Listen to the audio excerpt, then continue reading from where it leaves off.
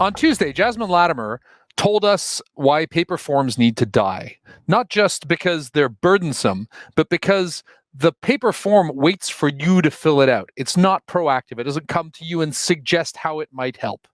And in the public sector, we are supposed to show people how we might help. Here to talk about what anticipatory services might look like is the CTO of Global Governments for ServiceNow. Please give a very warm welcome to a longtime supporter and returning speaker at Forward 50, Bob Osborn. How you doing, Bob? I'm doing well. Thank you, Alistair, and thank you for having me here today. It's great to be back with the Forward 50 group. Just wish I could be there in person, but this is pretty close. Technology's really taken us a long way on coming together from very, very distant locations. So thank you very much. So tell me a little about anticipation. Yeah, anticipatory government is a pretty cool topic.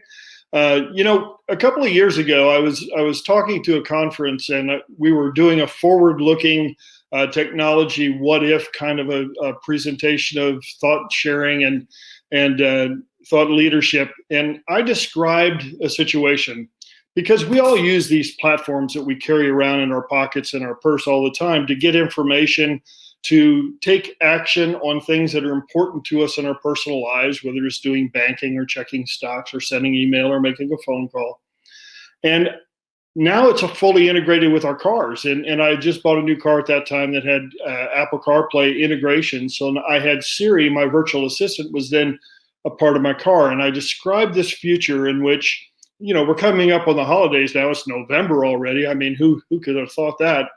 And you're driving to a dinner for Thanksgiving, for example, in the States, or for Christmas, and you're getting tired because we're all workaholics in tech, right? So you've worked late, you've put the family in the car, you're going for a drive, and the weather conditions are deteriorating, and many cars now even have sensors that can tell if you're getting sleepy as you're driving, right? So fully integrated into all of these different systems, up comes your virtual assistant and says, Bob, I notice that you're getting sleepy. The weather is deteriorating 10 miles down the road. There's a hotel up nearby, which you have an account with. Would you like me to book a room for you for the night and provide driving directions on how to get there? And that would pop up on your nav screen in your vehicle. This type of aggregation of data to provide contextual information to us to make the appropriate decision at the right time for things that are really important in our lives are becoming the norm. So we have virtual assistants who are helping us in our personal lives, and then we get to work. And we've had a great time talking in this Forward 50 conference about what should we be able to provide as citizen services as we start to marshal these types of new technologies and emerging technologies that bring that consumer experience into government services. Because our citizens want these kind of outcomes. They've been conditioned to have this type of an interaction with technology, and then actually taking action on that in order to provide whichever outcome that they're looking for. So in order to do that, we want to create a type of a experience which really looks like the profile if we log into a commercial organization or a business, for example. And that would look something like this. Molly logs into her account, and it's a government agency, and she's recognized. I don't know if those of you remember the television show Cheers, where everybody likes to go to a place where everybody knows your name, where you feel welcome because you're known there when you go. So this is kind of my version of Cheers. So Molly logs into this interface, a web portal, which is presented in contextual information around her persona. So because we've been able to aggregate data from a multitude of different agencies who have pieces of Molly's background data and experience in the programs that she takes advantage of and which are the services that she utilizes, and it's aggregated in this very rich and easy to use type of a format, which she's very familiar with because it looks exactly like what she does at home in her personal life. So Molly, we know that Here's her birthday and her gender, where she's from, and here are the things that she takes advantage of, the services she takes advantage of. And if she's has a question, she wants to interact with someone, she can do it over here on the right. And she gets prompts from a virtual assistant, just like we do when we're in a commercial experience online. So this type of a interactive capability, including the ability to now have voice chat, is something that we want to have to change that user experience, that citizen experience when they engage with government. But that's really hard, isn't it? So one of the things that I always like to do is talk about not just the art of the possible, but how can we really get there? Because most of us have invested time and significant resources in silos of excellence across our enterprise. These systems of record support the various functional areas of our organizations that are independently responsible for different services that citizens consume. It may be IT, it may be finance, it may be transportation, you name it. And there's a robust IT system that supports that. The problem is Molly doesn't care about any of that. She wants that complexity abstracted away. She wants that rich experience in the portal when she goes in, where she's known and all of her services that she's consuming. And when we start to talk about anticipatory capabilities, the services and programs she might be eligible for that she's not even aware of yet. That's our nirvana when we talk about service delivery for governments. But in order to do that, we have to bridge the gaps between these silos of excellence. So we want to take an approach of a program that utilizes a platform which bridges those gaps. So at the bottom here, you can see the various technologies that are deployed across a typical government agency.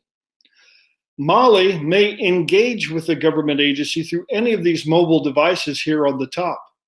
And through a very rich experience of workflow-based, artificial intelligence-supported contextual information, Molly can work through a workflow and make the appropriate decisions to drive the outcomes and receive the services in which she's interested.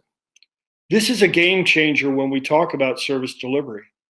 But being able to normalize data from the multitude of silos of excellence and present that in a common repository through which easy-to-use applications can use native artificial intelligence and supervised machine learning to provide the virtual assistant, much like the Alexa or the Siri who helps us in our personal lives, in the workplace to deliver services to citizens and to assist citizens in receiving those services is really what we're looking for. So we say that this goes beyond automation. The artificial intelligence is really a practical AI that helps us to deliver this anticipatory government experience. And let me give you an example of that. My personal experience is my driver's license was expiring this past March, and we had just locked everything down for COVID, right? So the Department of Public Safety here in Texas wouldn't allow me to go in and physically renew my license, have the photo taken and everything else.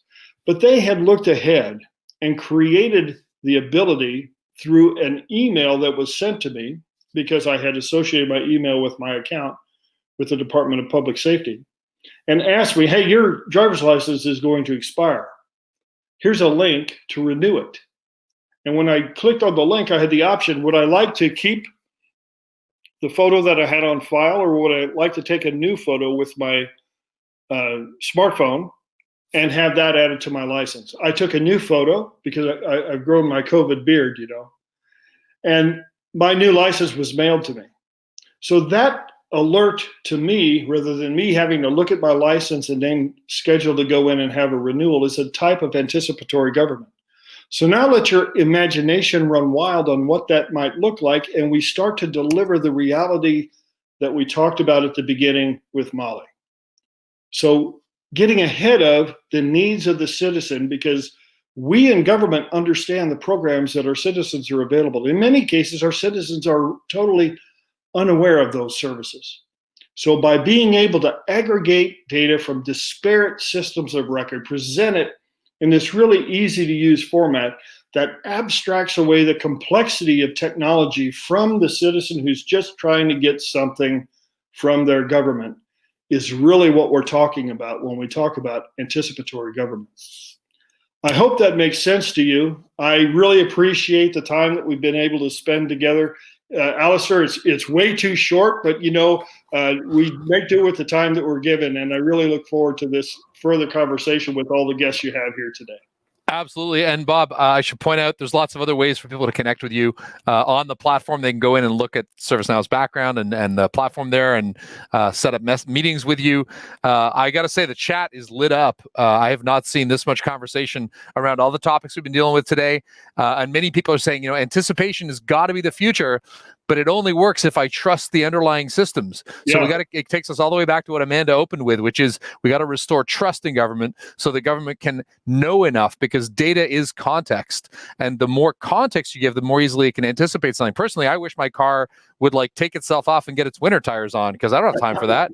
And so I think as we get more and more automated, the things you've just said become even more important, because there's much more that the system can do for us. And there was one other conversation, if you want to quickly address it, about the opacity or transparency of these anticipatory algorithms. Someone said, that's going to be a lot of opaque stuff. And several people chimed in and said, there's no reason that has to be opaque. It can be explainable. So in 30 seconds or less, can you tell me a little about the explainability of these algorithms? Sure. So the great thing about utilizing a common platform, when you bridge across the gaps of the silos of excellence that we talked about previously, is when you utilize a native supervised machine learning capability that has that type of an algorithm which learns from the combined aggregated information that's stored in the common data repository. Now you can begin to enrich each of the applications that have access to this common data repository. So by doing that, the actual scripts that are written to take advantage of that data are no longer unique scripts that are limited to that one application, but that can be shared amongst all of the applications utilizing the common platform. So it really kind of turns on its ear the way we've thought about artificial intelligence, the way we've thought about virtual assistants before, particularly in government. So now we've got a whole new conversation we can have, and how we architect systems is really with the citizen designed outcomes as our guideposts, rather than just how does the tech work together and how do we make all that stuff mash up behind the scenes. It's what is the experience we want our citizens to have, and then delivering that in concert with all of the rich ecosystem of partners who are supporting government service delivery across Canada. Awesome. So, Bob, great answer. I love the explainability and the shared data stuff. If folks have questions for you about anticipatory algorithms, proactive service design, they can reach you on the platform or elsewhere. But thank you so much for being here. And as always, thank you for helping us to put on this show. It really means a lot. My pleasure. Thanks a lot.